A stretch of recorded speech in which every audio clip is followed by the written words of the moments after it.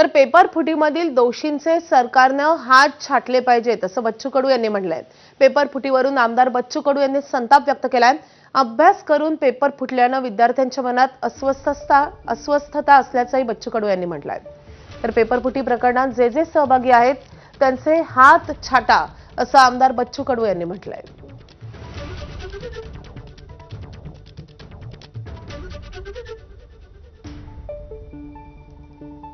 तर या विद्यार्थ्यांच्या मनात अस्वस्थता असल्याचे बच्चू कडू यांचं म्हणणं आहे। पेपरफुटी प्रकरणात त्यामुळे जे सहभागी आहेत त्यांचे हात छाटा असा संताप त्यांनी व्यक्त केलेला आहे।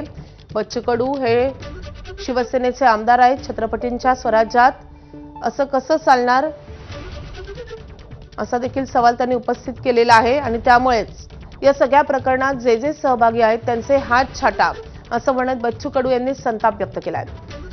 छत्रपतींच्या स्वराज्यात जसं शासन व्हायचं तसं शासन या सगळ्यांना झालं पाहिजे असंही बच्चू कडू यांनी म्हटलंय। तुम्ही सांगा काय जीवार येतं माणसाच्या, का मी मार कष्ट केले, मार मेहनत केली आणि पेपर फुटला असं जेव्हा कानावर येतं तेव्हा सगळं आम्ही पाहतोय हातातून गेल्यासारखं असतं। श्रीमंताचेच पोरं नोकरीवर लागत असत आणि मेहनत करणारा प्रचंड ताकदीनं आम्ही पाहतोय अभ्यास करणारा तरुण जर या पेपर फुटीतून आम्ही पाहतोय मागं सरकत असत तर याच्यासारखं पाप नाही। ज्यानं पेपर फुटीचे हे सगळे प्रकार घडवले त्याचं छत्रपती स्वराज्यामध्ये ज्या पद्धतीनं काम व्हायचं मला वाटतंय पेपर फुटीमध्ये ज्यांनी जे हातभार घातले असन, ज्यांचे हात असन त्यांचे हात छाटण्याचं काम सुद्धा सरकारनं केलं पाहिजे। पुन्हा अशा प्रकारची हिंमत होता कामा नये। वयात पुढच्या बातमीकडे।